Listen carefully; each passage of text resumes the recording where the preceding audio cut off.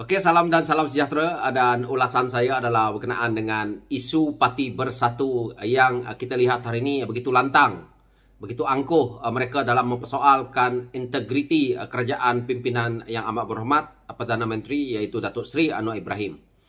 Kita imbau kembali sejarah Parti Bersatu ini. Ini adalah satu parti yang tidak mengenang budi dan tidak mengenang jasa.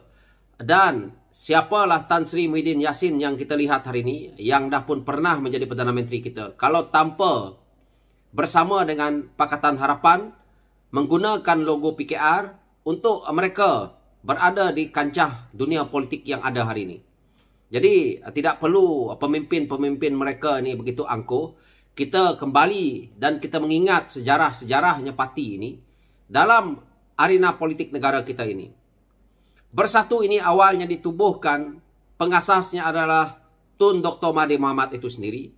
Dan hari ini kita tahu telah pun dirampas oleh Tan Sri Muhyiddin Yassin. Dan mereka cuba dengan mengeluarkan kenyataan-kenyataan yang amat angkuh. Mereka patut ingat sejarah mereka. Bagaimana Tan Sri Muhyiddin Yassin itu dikutip dan masuk dalam komponen Pakatan Harapan bersama-sama untuk menjatuhkan kerajaan Barisan Nasional waktu itu dengan kekuatan Pakatan Harapan itu sendiri. Apabila mereka dah dapat meraih sokongan melalui ahli-ahli parlimen mereka dan akhirnya kerusi-kerusi Pakatan Harapan pun terpaksa dikorbankan untuk diberikan kepada mereka. Ini yang kita lihat hari ini. Parti mereka hari ini bersama dengan PAS. Siapa ada parti PAS ini? Parti PAS ini adalah parti yang sama, yang suka mengkhianat rakan mereka dalam politik, suka membohongi rakan mereka dalam politik. Kalau manusia, PAS adalah parti yang paling hipokrit. Jadi kita tengok bagaimana Parti Bersatu ini mula digerakkan. Mereka tidak mempunyai sedikit pun sokongan di dalam negara ini. Tetapi ruang diberikan untuk kita menggarap sama-sama menjatuhkan kerajaan Barisan Nasional waktu itu, pimpinan Datuk Seri Najib. Maka kita pun memberi raesan untuk mereka bersama dengan kita. Kita ingat Tun waktu itu akan menunaikan janjinya. Sehingga kan kita lihat Tun berjumpa dengan Datuk Seri Anwar Ibrahim di penjara. Kita boleh lihat Tan Sri Muhyiddin Yassin begitu akrab dengan kepimpinan DAP. Akhirnya keluarlah kata-kata mereka apabila mereka sudah pun menang menjadi ahli parlimen, memikirkan bahawa ketamakan, kerakusan mereka itu meluap-luap, konon-kononnya nak menubuhkan kerajaan Melayu Islam. Demi apa? Demi segenggam kuasa yang akhirnya menyeksakan rakyat negara. Jadi pemimpin-pemimpin Bersatu yang ada hari ini, tak payah kamu nak angkuh sangat. Mungkin akan datangnya di PRU ke-16, parti kamu akan berkubur selamanya.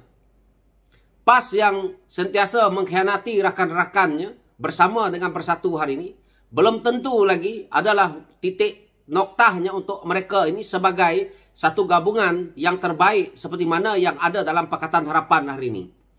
Satu gabungan yang kita boleh lihat dalam parti politik ini adalah seperti, walaupun saya tidak sehaluan dengan Parti Barisan Nasional, tetapi Barisan Nasional masih mempunyai kekukuhan dengan kekuatan yang mana mereka tidak pernah berpaling tandah parti gabungan yang bersama mereka. Begitu juga Pakatan Harapan. Pakatan Harapan yang sebelum itu adalah tonggaknya daripada PKR, DAP dan Amanah. Mereka amat konsisten untuk menjalinkan satu kerjasama yang sangat erat dan sangat baik. Tetapi yang ada dalam Parti Perikatan Nasional hari ini, gabungan mereka ini adalah seperti mana yang kita boleh lihat, cinta yang tidak pasti, yaitu cinta dusta. PAS adalah satu parti yang sangat hipokrit, yang belum tentu boleh dijadikan sebagai rakan. PAS hanya boleh bersama dengan kita kalau dia mempunyai kepentingan, dia melihat ke arah keuangan yang kita boleh dapat, ataupun kerajaan itu adalah boleh mereka bergabung untuk kepentingan parti itu saja. Untuk kepemimpinan PAS itu sendiri. Itu yang sebenarnya. Jadi, Parti Bersatu, kena ingat, tanpa kamu bersama dengan Pakatan Harapan, hari ini kamu pun tidaklah seperti mana yang dilihat. Jadi pelan-pelan kita lihat akan datangnya parti ini akan berkubur juga. Kerana dia tidak mempunyai akar umbi yang kuat. Bersatu tidak mempunyai pejuang yang betul-betul tulen di akar umbi.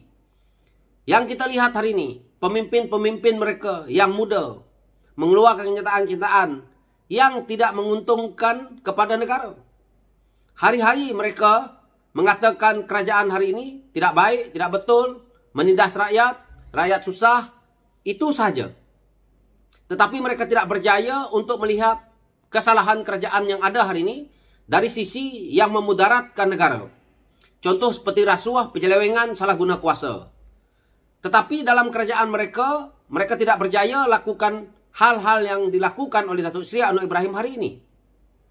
Ini yang kita boleh lihat daripada corak kepimpinan Bersatu dan PAS ini. Mereka hanya pentingkan diri mereka sendiri tetapi menjual isu rakyat, menjual isu kaum dan sebagainya. Akhirnya, mereka ingin menjadi kerajaan dengan cara pintu belakang kerana mereka tidak terdaya.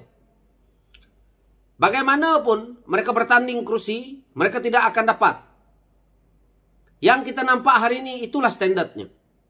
Itu pun kerana parti PAS berjaya menang banyak kursi disebabkan oleh mereka waktu itu jadi kerajaan dan mereka bermain dengan sentimen kaum dan agama serta keuangan yang mereka gunakan yang tidak sahih, yang sepatutnya salah daripada sisi dalam pilihan raya itu, yang kita rakyat yang boleh nampak merasuah penyokong, dan akhirnya mereka berjaya membolot beberapa kursi. Tetapi saya percaya rakyat akan melihat, rakyat akan memerhati siapa ada kepimpinan yang ada dalam Perikatan Nasional itu sendiri. Inilah yang kita hari ini alami, yang mana tak payah Perikatan Nasional nak berkokok, tak payah Tan Sri Muhyiddin Yassin nak berkokok, tak payah kepimpinan Bersatu nak berkokok, tak payah pemimpin PAS nak berkokok. Kamu orang berada dalam kancah politik ini dengan tipu daya muslihat yang pada saya tidak adil untuk juga rakyat Malaysia lihat. Hari-hari meroyan nak menjatuhkan kerajaan, tetapi mereka tidak ingat bahawa tanpa ehsan daripada Pakatan Harapan, tidak adalah Parti Bersatu hari ini. Sebab itu, sewaktu mereka nak bergabung dengan Pakatan Harapan, mereka sanggup cium tai pun mereka cium. Tapi hari ini apabila mendapat segenggam kuasa, mereka rasa dah bongkak.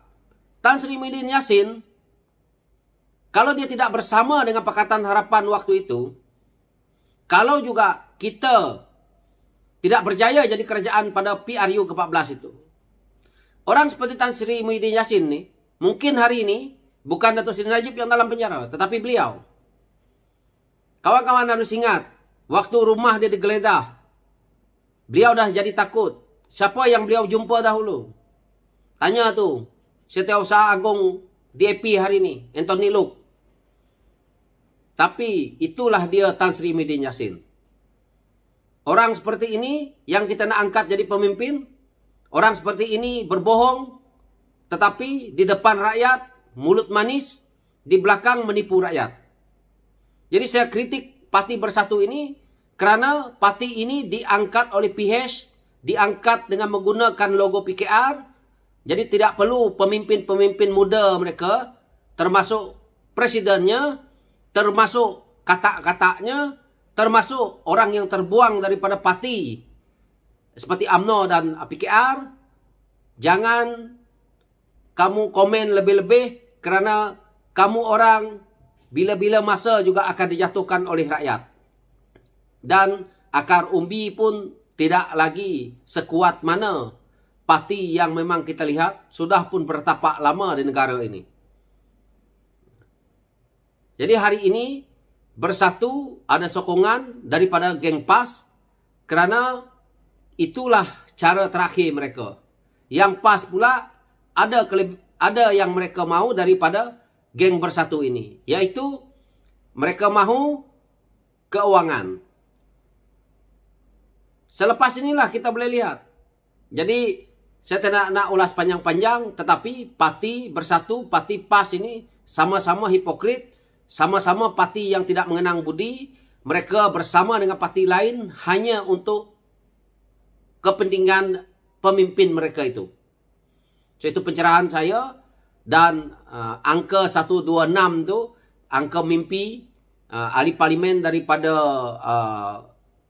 Kampung Bunian yang akan bersama dengan mereka, dan mereka akan membentuk kerajaan di belakang parit di sebelah dengan Padang Merbuk. Di situlah parlimen mereka mungkin. So, itu pencerahan saya. Sekian, terima kasih.